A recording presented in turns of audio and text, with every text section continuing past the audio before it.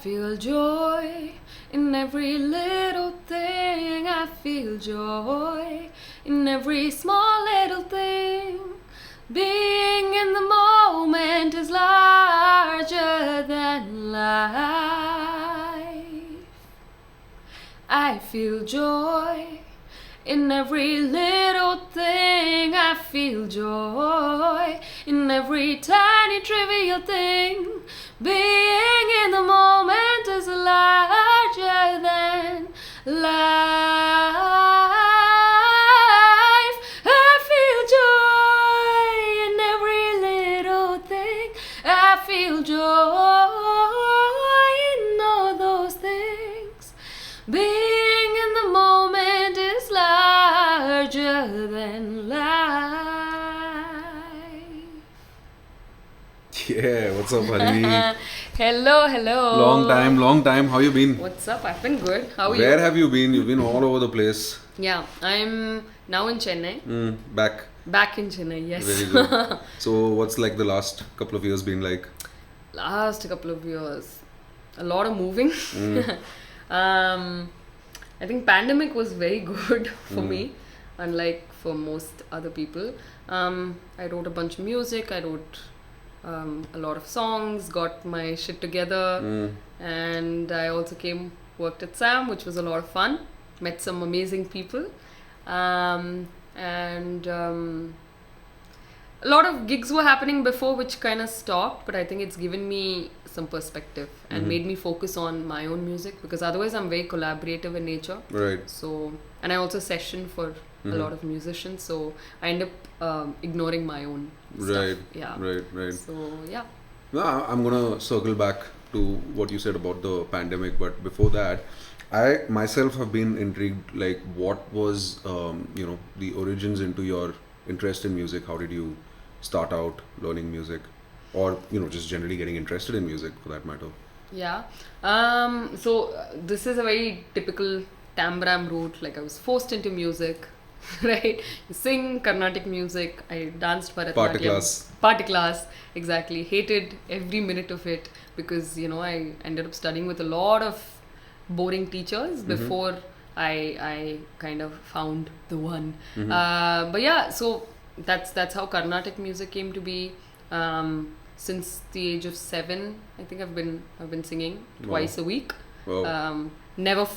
I think it's amazing how a person can be so not present in the moment, right? Like, twice a week I would sing, but not be in class. I'll be dreaming about something, but that way I think it opened my voice. I'm very grateful for that. Right.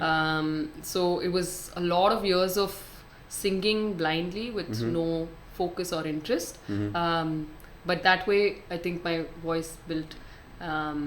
Then around 12 or 13, I got introduced to pop music, TV, VH1, MTV, yada yada. And I say this story a lot. Like, I feel like my musical choices have been defined by all the music that was handed down from my brother.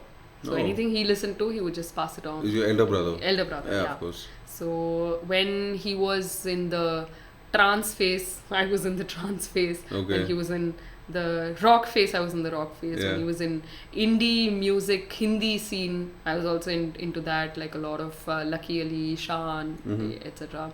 I would sing, I think in terms of vocal technique and singing, I think I was really interested in what Shakira does.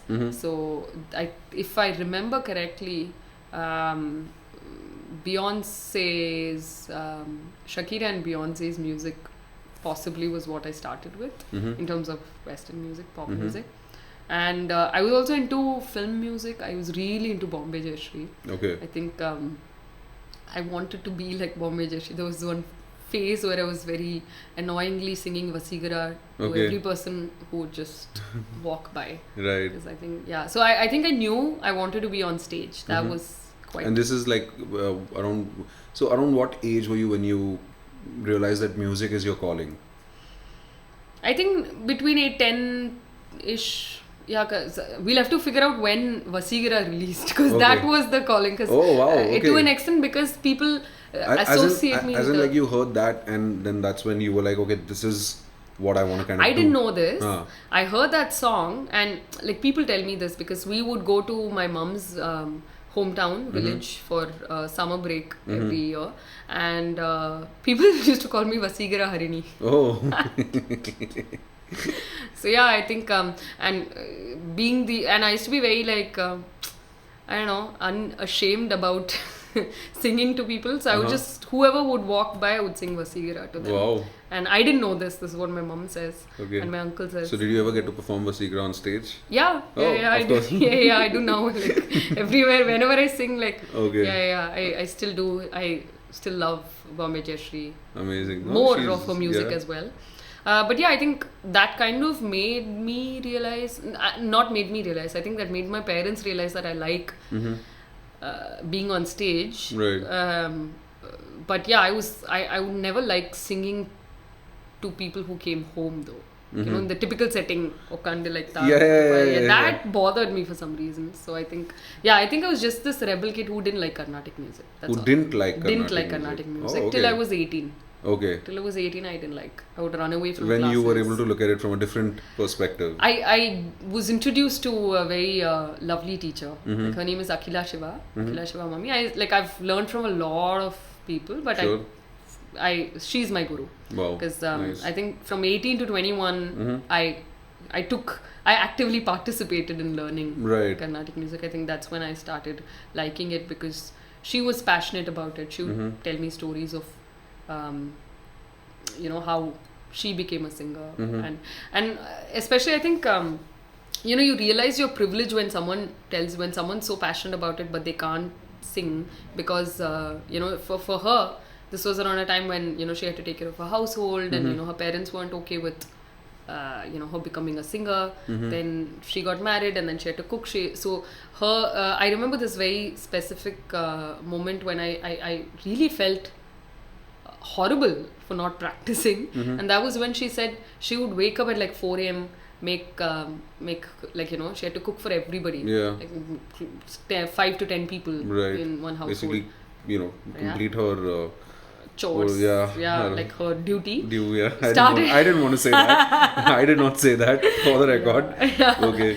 Right. So like she would wake up at 4, and she'd wake up an hour earlier because that was the time she'd get for herself. Right. So she would literally like make time. She was giving you a hard time for No, she was very sweet. That's the best part. She would not say anything like about me practicing on her. She just very nicely. She'll just relate her stories. That's all she did. She never. She was not a strict teacher, and that's what possibly made me like her so much. Right. Because I mean, there was no, it almost forced. sounds like she enjoyed teaching as much as exactly you enjoyed learning. That was her passion, and she would keep singing through her cooking, and I think I picked up that habit of hers, because now whenever I cook, I sing.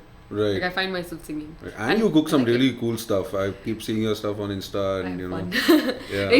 Insta can be slightly deceiving. I don't cook all the time. Ah. When people see this, they think I'm like cooking all the time. Yeah. No, it's like whenever I cook something nice, I put it up. But yeah, I wish I can cook more often. Right. So I mean, this was Carnatic classes, obviously, and before this also you spoke about Carnatic classes. So then, how and when did the shift happen into, okay, now I want to formally study Western music? Because I know you went to Berkeley, right? And so how and when did that decision happen? So I went to DC to Washington to study to do my masters. So around that time is when I think I started exploring a bunch of different things. Music, I don't think I was still actively trying to become a musician or even work on anything related to music till I was 23 or 24. But again, singing was a part of it was a way of life. Right. It is a way of life. Right. So that was just happened. I tried continuing my Carnatic lessons with Akhila Shiva Mami when I was in America, but after a while couldn't happen. And then something very funny. Okay, this is like weird. Like I found out that I don't think this was related. I just found it very interesting because the university that I went to was where what's her name? Shankar Tucker and this Vidya walks. Okay. Vidya walks. Okay. Like I think she goes by Vidya walks, but Vidya Iyer. She at that point they used to create some very cool stuff because Shankar Tucker would play the clarinet with Carnatic music, and some like really good interesting stuff would happen around 2012, 13, etc. So I remember liking the music that I saw, and then I found out that they went to the same university and they studied something else. Okay, so I was just surprised that people can do that. It was like people did something else. It's not that you were born a musician and you have to there's become another dimension to this, right? And that was the first time I that realization kind of hit, and it was just brewing in the back of my head, I think. And for some reason, towards the end of my graduation, I became very interested in this whole idea of band. I didn't know how to go about it, nothing, no repertoire, no nothing. It's just like band, just interested in this whole concept. And then I met a couple of really interesting people who had a basic setup of garage band, and that was very cool at that time. I was like, garage band, what is that? And then I bought my first mic. I recorded some covers, and it's full of heavy reverb. This is all heavy, reverb. Of course, when you first discover reverb, when you first discover delay. It's like everything is in delay. Every few minutes there'll be one delay. No, so this is all while you were still doing your masters. Yeah, this is and all. Your masters was in engineering management. Oh, okay. So you, okay. I mean, Harini Iyer. So Yeah. And so this was around that time. Then I think I actively went into it because after my masters I got a job offer, but I didn't get my work visa. So out there the process is quite tedious. So it took me 3 months to get my work visa while I had a job. So that means I can't start the job, but I can't go back to my country because then because then you have to stay there. You have to stay there, and you can't work. So I had nothing to do for 3 months and no way to make money, none of this. So I didn't know what, I think I was getting some sort of a crisis mode. Then I stayed at a friend's place for those 3 months, and I cooked for her. She would go to work, I'd be like, what do I do with my life? And I would keep calling every day to find out my visa. Then that anxiety was not fun, so I decided to put all that energy into something else. I had a little bit of money. I bought my first ever mic, the Blue Yeti, and that's when I started tweaking with GarageBand and really getting into singing with the mic and experimenting with different DAWs. Towards the end of it, I was also taking a course on Ableton, if I'm right, randomly. So all this was happening. Then I still don't know why I did this, but I was always interested in the idea of fusion music, I think. So I googled Carnatic jazz bands back in 2013. Nothing came up. But then there's one SoundCloud link comes up, and then there's this girl Kriti with a very beautiful jazz tone singing jazz music with a bit of, I think she's learned Carnatic music here and there, and and I remember getting so inspired by just what she did.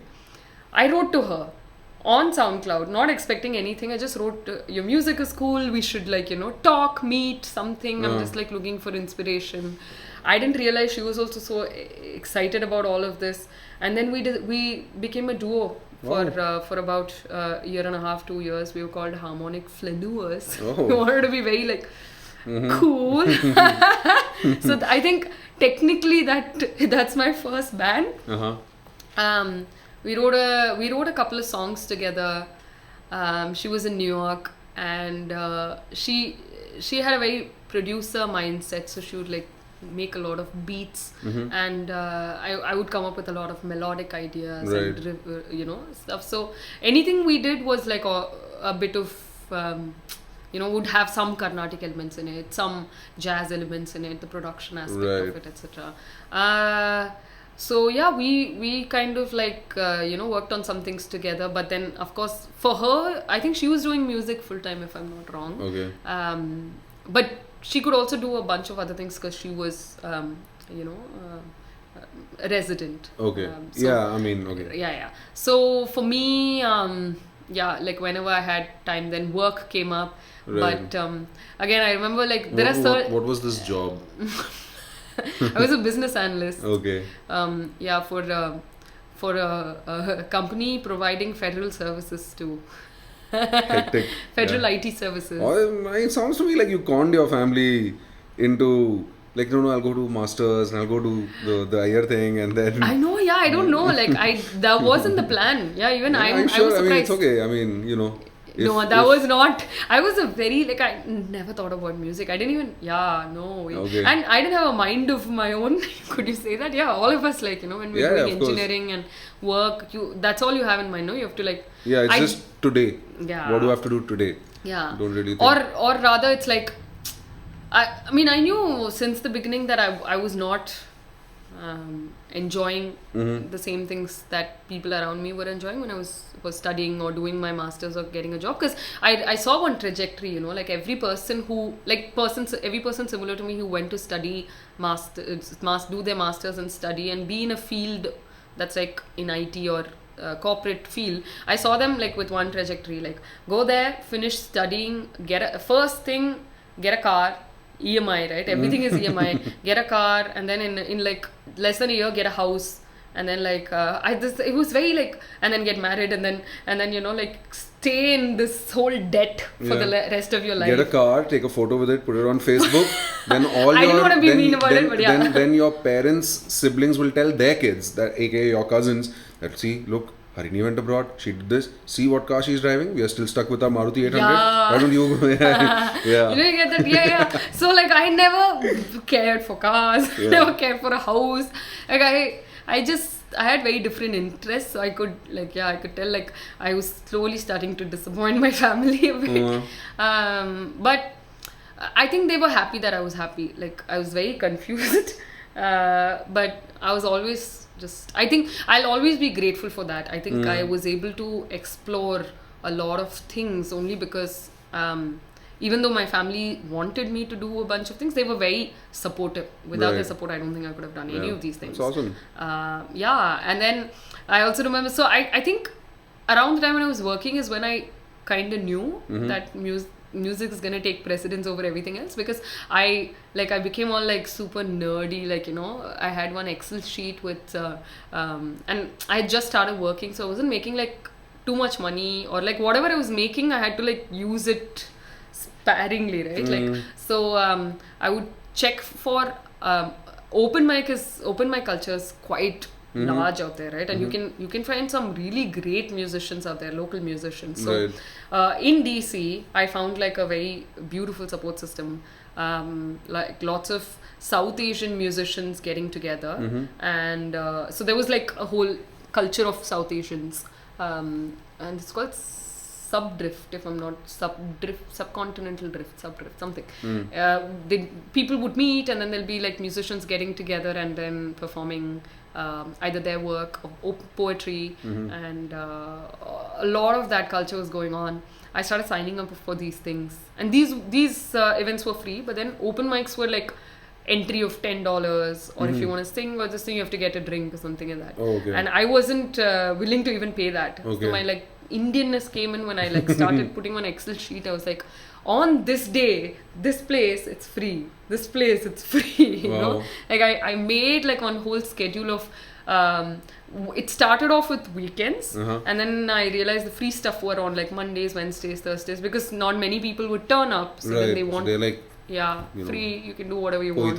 Like someone come please. So I soon realized that I was going to open mics after work every day, and Then came me, like I found a studio very far off that was like super cheap, and I wanted to record stuff and experiment. So for like the kind of budget I had, that worked best. But I had to like travel 2 hours to record for an hour. Oh. That was the case. Yeah. And then So I would go almost right like after work. coming to Sam to do a 1 hour workshop. Exactly. Oh, yeah, that was a nice one. Yeah. See what I did But I there? wasn't getting paid back then, you know. Oh, okay. Yeah. This makes it. Yeah. Yeah. Imagine me paying. To go. Yeah, no, God. Well, I mean, you know. Yeah.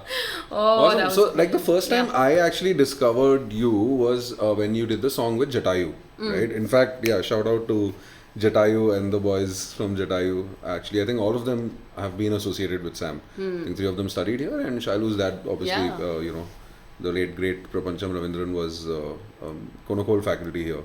So I remember your cover of Jia Jale. Right, yes. and it was like really cool. I mean, you know, I think everyone should probably check it out.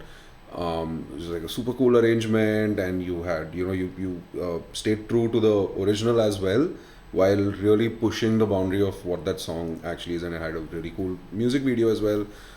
How did that happen? Like, how did you get together with Jatayu? So yeah, that was a lot of fun. So we played at a fest in Hyderabad. I think I opened for Jatayu, yeah. It was called Indie Palooza, and this was at a place called Tabula Rasa. And then the guy who owns and runs the place is really cool. Ajay, shout out to Ajay, because he's just so good with Indian musicians. He respects and treats them well, and you know, does his best. And that was my first show in India. So yeah, anyway, like from whatever I did, then Berkeley happened, fast forward, and that whole journey was fun. But then I decided to take a break, which became an extended break eventually. But that's when I thought, why not check out the indie scene in India. So that was the whole idea. Then Abhijit and I, Abhijit Nath is a guitarist who also went to Berkeley, and I knew him from there. So we wanted to experiment with some Indian music, Carnatic music with harmonies, and so that was the whole idea. We put together. At that time, we weren't even a band. We just wanted to play, basically check the scene out, and Ajay had invited us to play at Indie Palooza and open for Jatayu. And I remember, being like mind blown by how well, you know, how tight the band is. I remember noticing Jatayu was. Yeah, I know. I'm trying to get them also here. Yeah. Hopefully, Manu will be able to take time out of his 10 million bands. I don't know how he does all that. He does. It's crazy. But yeah, that's how I got to know them. And in fact, that gig was very scary because my dad came and he was at a bar, and my brother invited my dad, and I didn't want my dad to see me, sing at a bar, because my dad I didn't know what to expect, and my dad was not very pleased. He saw everything, but then the minute Shailu played Mahaganapatim, my dad was like, okay. Oh, okay. Harini is safe. Yeah. This environment is safe. This place has been cleansed, and So literally, like, I'm not kidding. My dad was like, where am I? What is this? He's never been to a bar. And then he's like, and I'm like all nervous. Yeah, I think that also stems from the fact that, a lot of our parents, they consider performing at a bar is kind of like, I think what comes to their mind is the, I don't want to say, strippers or whatever, but that's kind of the image that comes on in their mind, that, they're just, a bunch of like drunk uncles sitting and watching stage, and there's like this girl who's like, probably, not dressed appropriately or whatever, and, attracting their attention through that and increasing bar sales. And it's not exactly, they don't realize that. It's about presenting the art form, what it is. So I can absolutely get that. No, so Jatayu, obviously the thing was great, and after that I think you've also released a bunch of other music. we released a song together. Yeah, we were collaborated on a song, and it was right after that gig. I just knew I saw them live, and I was like, okay, this is a band I want to work with, and I'm very excited with what the indie scene That's in when India. the whole band thing. And no, that was years ago. It manifested. Manifested. I don't know. Yeah, maybe. Yeah. So yeah, that's how we kind of got to know each other, and then in fact we started working on the song that we released, Restless, in 2019 itself, right, like a few months after that, but for it to materialize and become something took a few years, usually. And that's how right. we So started one thing I've always felt listening to your music that it's a very natural fusion. It's neither it's not cheesy, like I don't want to say cheesy, but sometimes, especially Carnatic music, right, when in any kind of music, when they do like a fusion with Carnatic music, there is always that risk of making it sound very stereotypical, where people would just put gamakas or some raga in the middle of it, and they're like, oh wow, it's fusion, like but obviously that's never been the case with your music. Is that something that you actively think about, or do you think it has more to do with the fact that you've been trained classically, and also with the whole Shakira and all this other influence that I guess what I'm trying to ask is, how do you approach the whole fusion aspect? I think this is what I was talking a little bit at the workshop as well. This is what comes to me naturally, and the thing is, it probably stemmed from me moving quite a lot. So I'm not married to any one form as strongly as someone who'd probably be, like, let's say, staying in the same place, not having moved at all. Like, even when I stayed, like, let's say in Chennai, I've moved some 10 houses. We've moved some million areas. I don't know why. My dad is not in the army. I think, like, I don't understand why. Don't ask me this question. So you think that has kind of also, I mean, that mindset, or this thing of like nothing is permanent, or nothing, let's not get fixated with anything. Do you think that's also kind of permeated into your music? Maybe, because the thing is, I don't even think about any of these things. I guess, music tends to become cheesy or stereotypical when you're trying to do something. Instead, if you let something organically happen, then it's not gonna sound like you intended for like a gamaka section to be thrown here, right? And that's what I was surprised with in terms of learning other forms of music when I went to Berkeley to study jazz, and like also like Middle Eastern music and lots of different influences. I noticed that people were a lot more welcoming in terms of a lot of new aspects. Like you didn't know what was happening, and that's when I started loving Hiatus Coyote, right? Like for example, Napalm is exactly like that. Her singing has some random Indian influences, and for the longest time ever I couldn't understand what was happening. Then I found out that her aunt used to listen to Carnatic and Hindustani music, and she grew up listening to Indian music. Oh wow! Yeah, I did not know that. And she even stayed in India for a bit, like somewhere. Yeah, and I didn't know they had and that's why I was wondering how. So we did a cover. Have they performed in India? They've performed once, probably. Yeah, in 2019 they did. Oh, if I'm not wrong. Or they were going to. One of the two in Mumbai. Okay. No, sorry, you were. But yeah, that's the whole thing. Because I did a.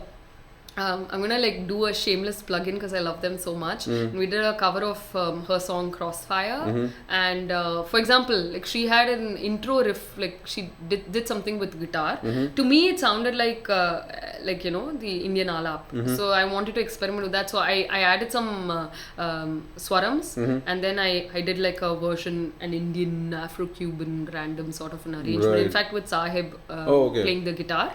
And but then I remember feeling like it didn't get a lot of, like, I put my energy and soul into it, but like not many people saw it. And my students, a couple of them heard it and they were like, it's nice, ma'am, but I don't understand what you're doing here. And as soon as they say but, it's over. And I was like heartbroken, and then I see, and it's Napalm song, I've not even tagged Hiatus, and then I see Hiatus commenting on it saying they liked it, and they sent me a message saying they loved it, and I was like, no, stop it. Screw everyone else. I don't care. Yeah, it's just like, oh, who cares? And because they got what I was trying to do. Because that's how Napalm probably hears it. I'm imagining all this. Yeah. But so it felt nice that someone could relate and understand how my brain works. So this whole thing of Carnatic, in fact, I don't even think about what ragam I'm going to put in something. It comes from my limited knowledge of improvisation, because I'm not a great improviser. I know it, but because I've not learned Manodharmam, I've not gotten there yet because of the moving and everything. But I do. There are certain ragas that I'm like very I gravitate towards naturally, and I allow myself to improvise the way I want. Right. Like I'm personally not putting myself to like I can improvise only in this raga or something like that. So with that freedom, and when the collaborators I work with are also open to that, then there's no pressure. So whatever comes naturally. Right.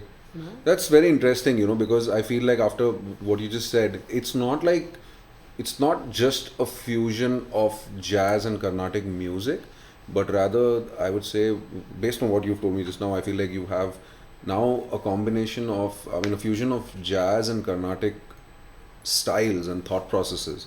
Like the freedom that comes with jazz and maybe some of the techniques that come with Carnatic music and even the sound, a lot of it.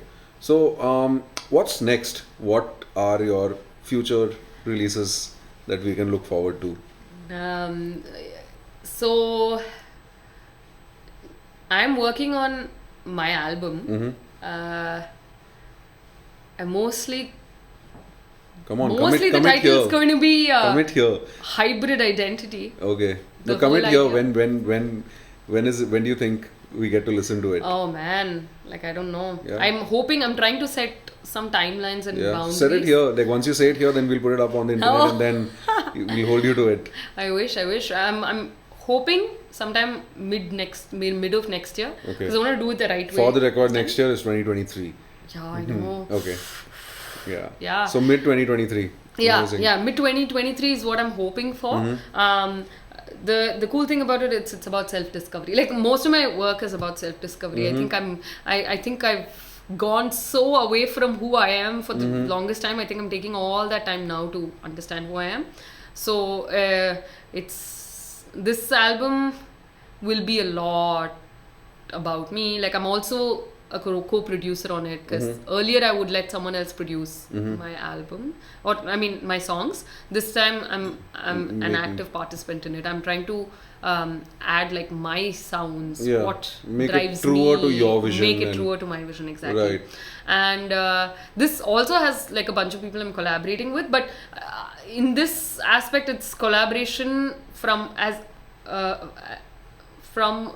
me being an arranger point of view. All right. Like me figuring out who I want on board, and not just someone else also deciding. Like I'm open to that, but so far, so it's a self-discovery sort of either a 4 or a 5 song EP. Okay.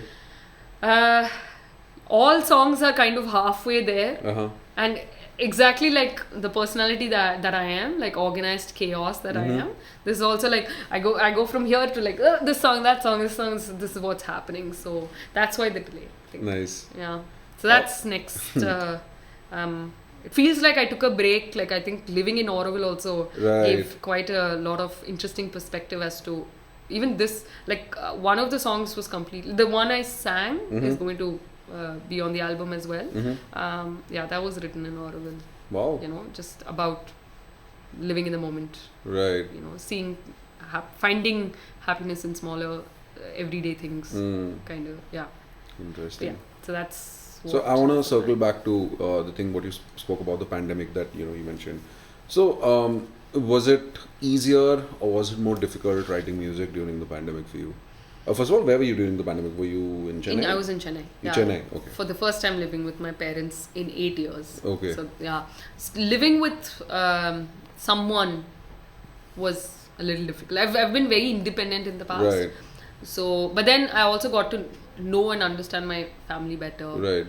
As an adult from a different perspective, I think, Right. And a bunch of conversations I had with my family also kind of, triggered Rautiram Paraga.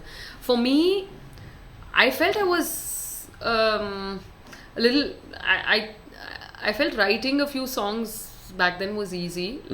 There are also a bunch of things that I wrote then that is going to be in my album now. So I thoroughly enjoyed pandemic, unlike other people. Like for me, it was a blessing. At least the first phase of it, first wave of it, because I had just right before pandemic. I think I just had like one burnout because I was doing a lot of things. This whole like I was in a duo, the band, like we were working, like we did like a almost bunch kind of like hit reset. Yeah, exactly. So then I was teaching. I was teaching at Kathmandu Jazz Conservatory for a bit. Then I moved to Bangalore. I didn't want to move to Bangalore, but I wrote a bunch of songs there about not wanting to move to Bangalore as well. Then I was working at Academy.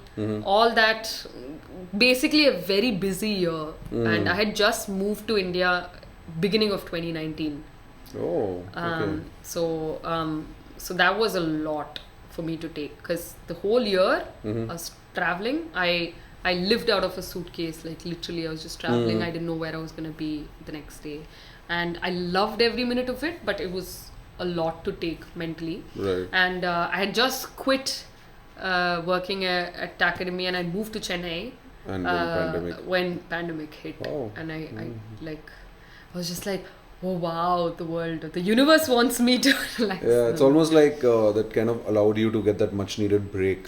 Because I would have still, a lot of anxiety would have stemmed, because I was there trying to take a break when the world was kind of moving. Right. Well, it's not a very nice thing to say, but yeah, I was happy that everyone paused, not just me. Right. So yeah, that way, I did write Yeah. a lot of music. I started teaching quite often. From a happier place, because I was teaching privately. I was taking fewer students, and I think when Sam happened between the waves, right? Yeah. Spring 21 is when you were here, and we kind of. And by then I was kind of refreshed, did a lot of.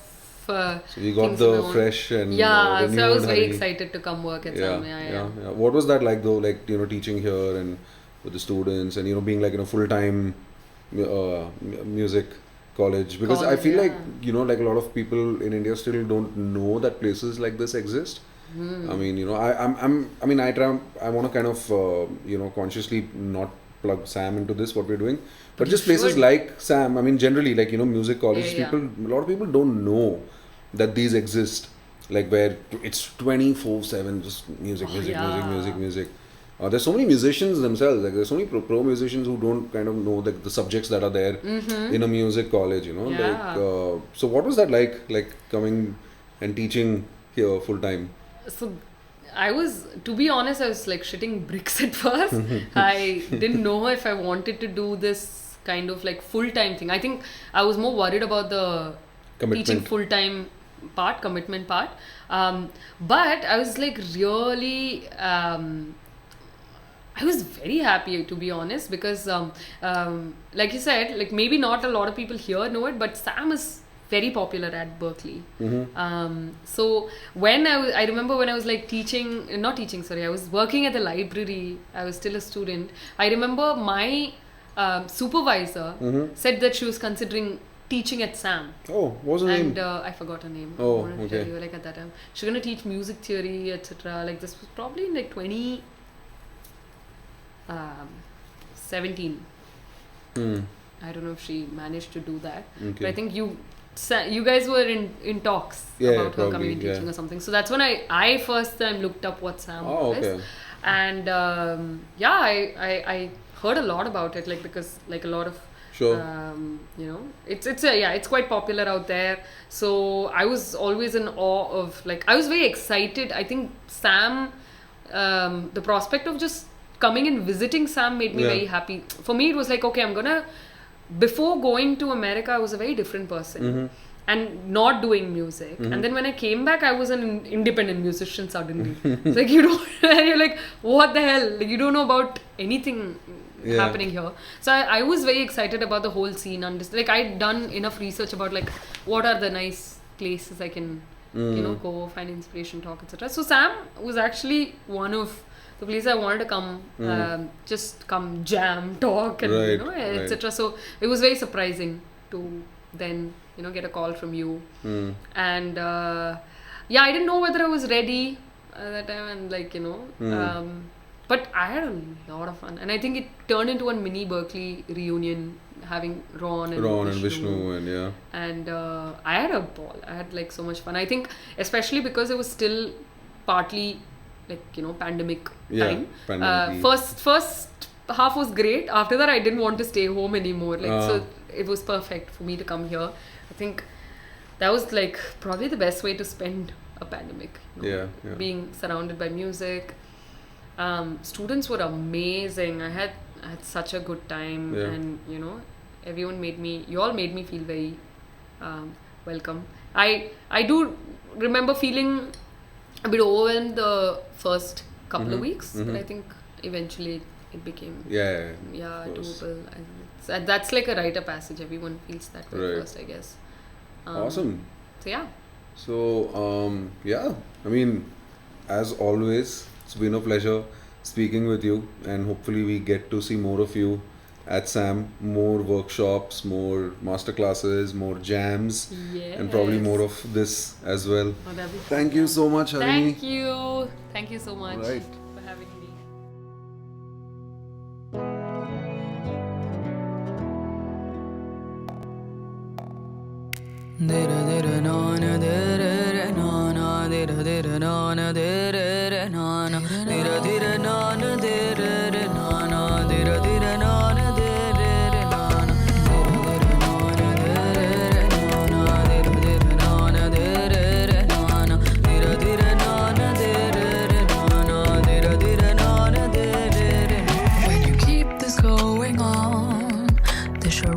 Conformity, the sun will rise tomorrow.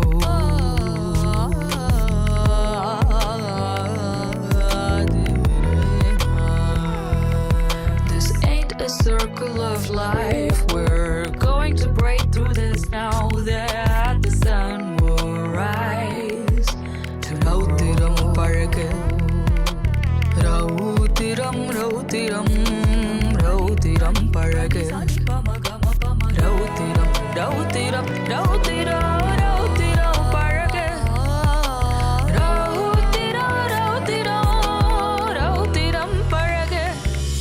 When you keep this going on, the charade for conformity, the sun will rise tomorrow.